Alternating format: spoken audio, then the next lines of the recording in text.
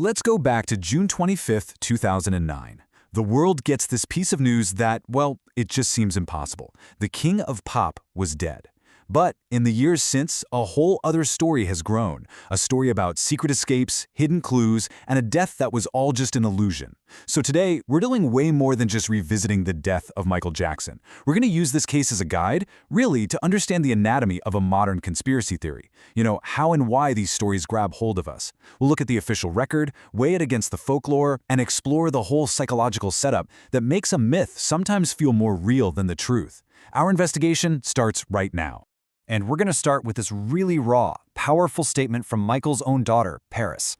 This is so crucial because it shows you that right from the very beginning, the whole story was charged with suspicion. This wasn't some fringe theory that just popped up in a dark corner of the internet. Nope. The feeling of foul play, that there was more to the story, was right there, even inside his own family.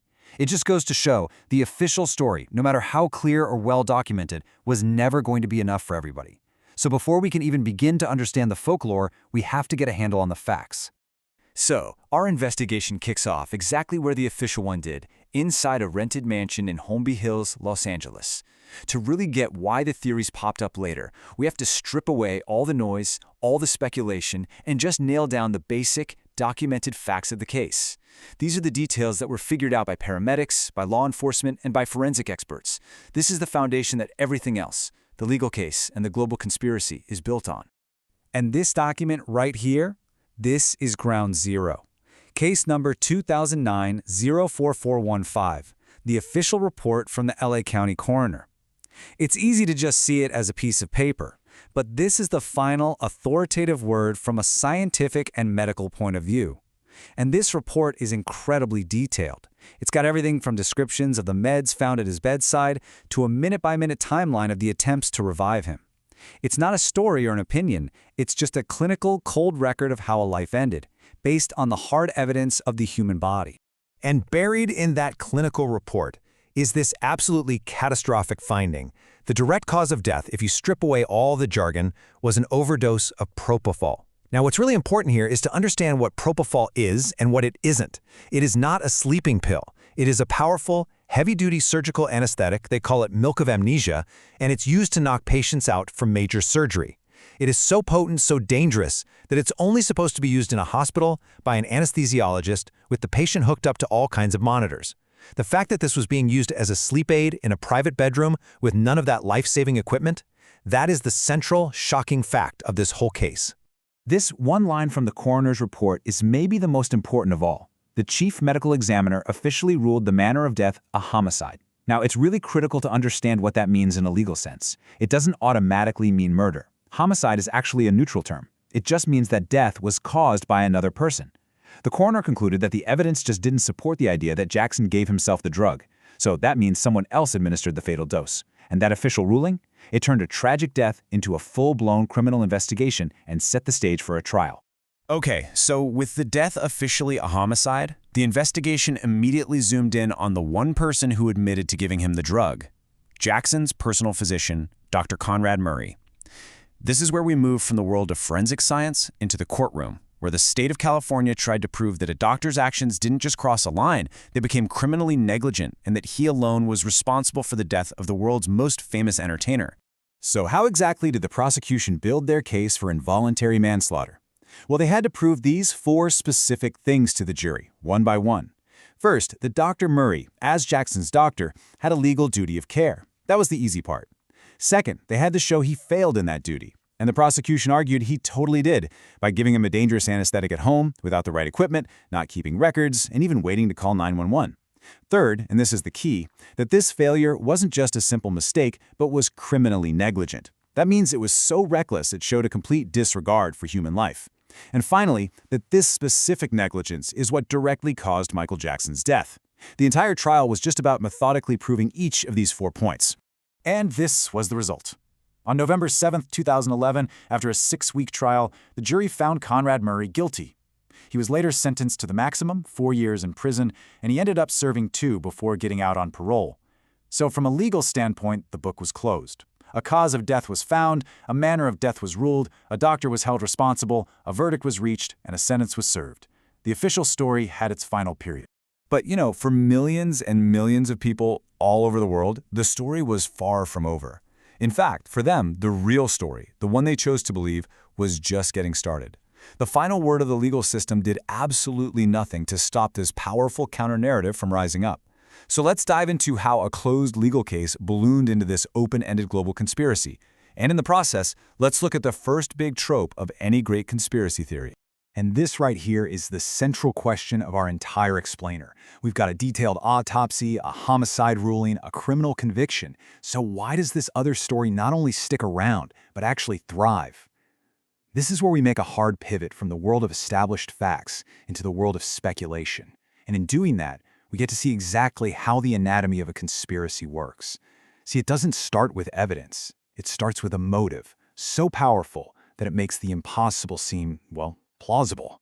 And here it is, conspiracy trope number 1, the overwhelming motive. According to court records and investigative reports, Michael Jackson was somewhere between $400 and $500 million in debt.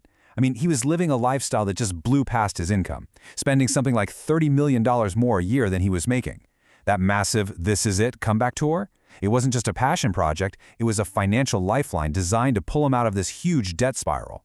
For believers in the hoax, this isn't just a number. It's a motive powerful enough to stage the greatest vanishing act in history. It gives you a logical why. You know what's so fascinating about this slide is how it perfectly lays out the entire belief system. The first 3 points you see here, those are the whys, the really compelling personal reasons. Escaping debt, getting away from the insane lifelong pressure of fame, and finally getting the private life he always said he wanted. These create a story you can sympathize with. But the last 2 points, you could argue those are even more important. They explain how the theory was able to take root and spread. It taps into the deep, collective grief of a global fan base, people who felt his loss personally. And it feeds on this pre-existing and growing distrust of official sources in the media. When reality is too painful or just too simple, a grander story offers a much more satisfying escape. Okay, so every good conspiracy theory needs more than just a powerful motive. It needs evidence. Or maybe more accurately, it needs odd things, coincidences, and little artifacts that can be interpreted as evidence. So now we're going to shift gears and start methodically looking at the specific clues that believers point to as proof that Michael Jackson is alive and well. And as we go, we'll identify the common conspiracy tropes they represent. So this brings us to conspiracy trope number 2, seeing patterns in the noise. This is one of the absolute cornerstones of proof for believers. So Dave was a man who, as a kid, was horribly burned by his own father. Michael Jackson took him in, paid for his treatments, and they became lifelong friends. After Jackson's death, Dave went on Larry King Live to share some memories. Well, believers immediately jumped on this interview. They made side-by-side comparisons, claiming his soft voice, his high pitch, his gentle way of moving, even the look in his eyes, weren't Dave's at all, but Michael Jackson's, hidden under tons of prosthetic makeup. The theory was that this was Michael's clever way of showing up to his own public mourning. And this quote just brilliantly explains the psychological engine that's driving all of this. For a lot of people, this isn't about objective analysis. It's about trying to cope with an unbelievable loss. The human brain is a pattern recognition machine. We are literally hardwired to see faces in clouds and find meaning in random stuff. So when we desperately want to see a pattern, like a beloved icon still being alive, our brain works overtime to find it, turning a friend's tribute into a secret message from the man himself. It's not about being deceived, it's just a manifestation of grief. So if the Dave interview was kind of a subtle clue, this was the bombshell. In August 2009, this grainy video shows up and just spreads across the internet like wildfire. It looked like it showed a man who looked exactly like Michael Jackson hopping out of the back of an LA coroner's van, very much alive, and being led into a building. For so many people, this was the smoking gun. It wasn't an interpretation, it looked like straight-up visual proof that the entire death was just staged for the cameras. Yeah, but it wasn't a smoking gun. It was a social experiment. And this brings us to conspiracy trope number 3, the deliberate hoax that just won't die. The German broadcaster RTL later came forward and admitted they made the whole thing up. They faked it meticulously, hired a lookalike, rented a van, specifically to prove a point, to show how quickly and easily a piece of digital misinformation could circle the entire globe. And wow, did they prove their point. But here's the crucial part. Even after being completely debunked, that video is still shared as proof. Why? Because it confirms what people already want to believe, and the power of that image is often stronger than the rational power of the truth. And that leads us to conspiracy trope number 4, finding hidden messages. If you can't see him, well, maybe you can hear him.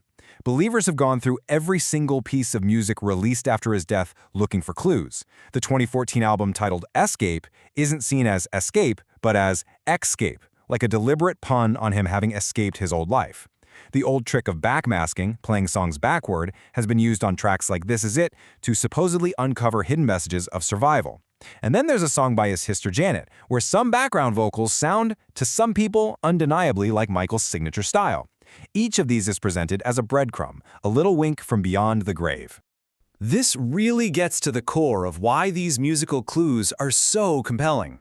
It's a real thing called audial pareidolia, our brain's tendency to hear meaningful sounds in just random noise. It's the same reason you might hear words in the hum of your air conditioner.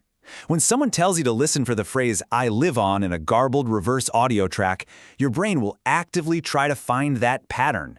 It's not a secret message hidden by the artist, it's a psychological projection created by the listener. And it's a powerful way to reinforce belief because the discovery feels so personal and profound.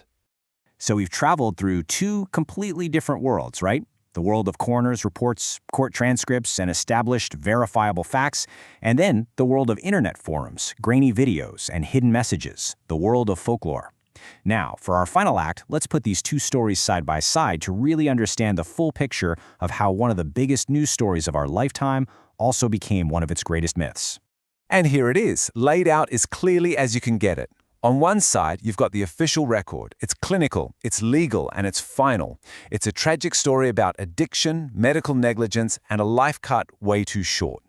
On the other side, you've got the folklore, a story of control, genius, escape, and survival against all odds. It's a heroic story where the hero outsmarts the entire world one last time. Notice the huge difference. One story is built on verifiable evidence, an autopsy report, a trial. The other is built on interpreting clues, questioning motives, and a fundamental refusal to believe the official version of events. And this, right here, is the ultimate takeaway. This is why the myth lasts. The Michael Jackson death hoax persists for the same reason we've told myths and legends for thousands of years. For a person who seemed larger than life, who broke records, defied gravity on stage, and whose presence was just everywhere. A death that's ultimately kind of mundane, a medical accident in a bedroom, can feel unsatisfying.